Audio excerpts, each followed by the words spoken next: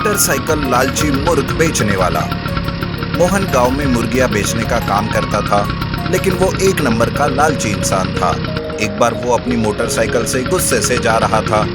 उसकी मोटरसाइकिल से बहुत ही धुआं निकलता है, जिस वजह से सब खांसने लगते हैं। तब सुंदर नाम का आदमी उसे रोकते हुए कहता है, अरे मोहन, अपनी मोटरसाइकिल को सुधारते क्यों नहीं? जब देखो तब इतना धुआं छोड़ती रहती है। देखो इसकी वजह से कितना प्रदूषण हो रहा है। बच्चे और बूढ़े खांस रहे हैं। अब तो मेरा दिमाग खराब मत कर, मैं पहले से ही परेशान हूँ और मेरी मोटरसाइकिल मैं सुधारूं या नहीं ये मेरी मर्जी। बड़े आए सबकी वकालत करने, चल जाए यहाँ से। मोहन लालची के साथ साथ बड़ा बदतमीज भी था। सुंदर से बात करके वो अपनी मोटरसाइकिल से पोल्ट्री फार्म चला जाता है। पोल्ट्री फार्म पर जाते ही वो उसके मालिक से कहता है, अरे आज क्या हुआ? मेरी शॉप पर आप लोगों ने मुर्गियां क्यों नहीं भेजी? हाँ भेज दूंगा, लेकिन पहले पुरानी उधारी तो चुका दो।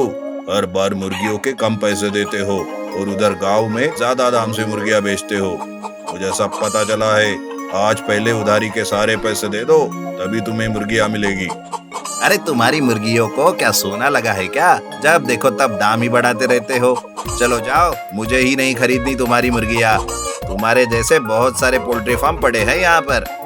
ऐसा कहकर मोहन अकड़ के साथ दूसरे पोल्ट्री फार्म चला जाता है, लेकिन उसके स्वभाव के कारण हर कोई उसे मुर्गियां देने से मना कर देता है। तब मोहन मोटरसाइकिल से गुस्से से जोर जोर से हॉर्न बजाते हुए जंगल की तरफ जाता है। उसकी मोटरसाइकिल से तब भी बहुत सारा धुआं निकलता रहता है। थोड़ी देर के बाद मोहन एक पेड़ के नीचे रुक जाता है। तब वो देखता है कि जानवरों के साथ साथ मुर्गियां वहाँ बेहोश पड़ी है।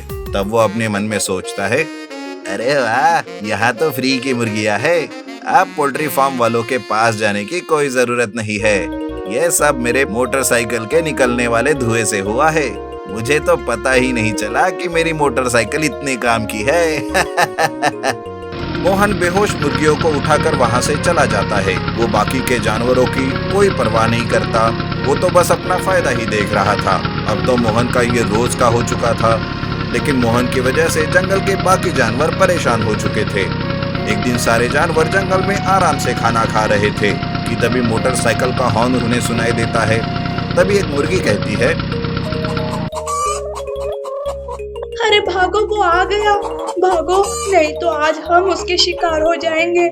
पता नहीं कब इस इंसान से हमें छुटकारा मिलेगा। हे भगवान, हमारी मदद करो। हॉर्न की आवाज से मुर्गियों के साथ साथ बाकी के जानवर भी भागने की कोशिश करते हैं, पर ज्यादा दूर वो भाग नहीं पाते। मोटरसाइकिल से मोहन वहां तक पहुंच ही जाता है। अरे कहाँ भाग रहे हो मुझसे? इतना आसान नहीं है मुझसे बचना।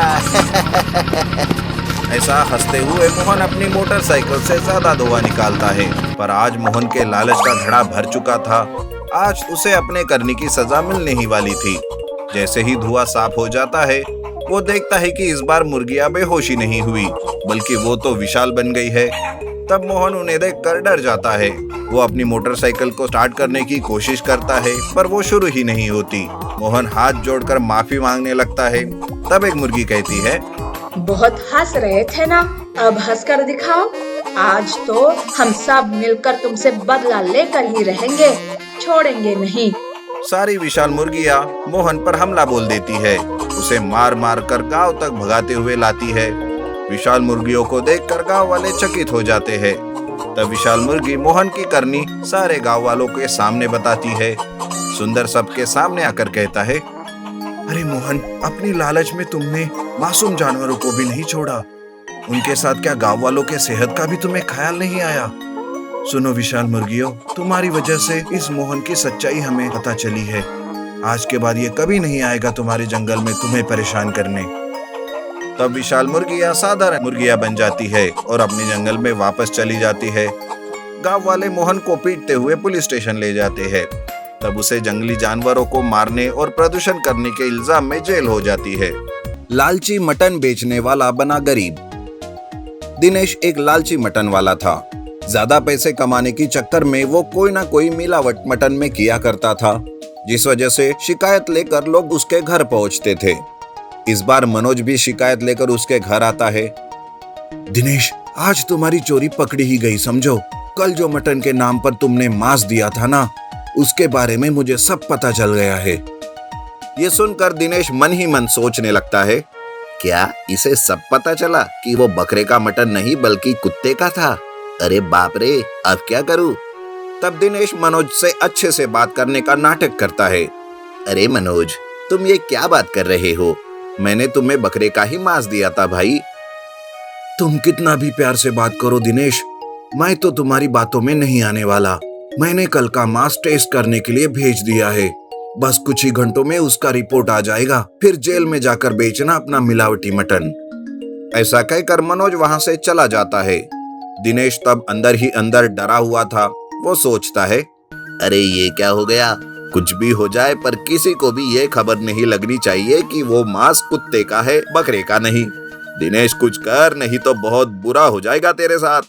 कुछ सोचकर दिनेश उस टेस्टिंग लैब में जाता है और उन लोगों को पैसे खिलाकर रिजल्ट बदलने के लिए कहता है। तब मांस का रिजल्ट दिनेश के हिसाब से ही आता है। मनोज तो वो रिजल्ट देखकर हैरान ही था।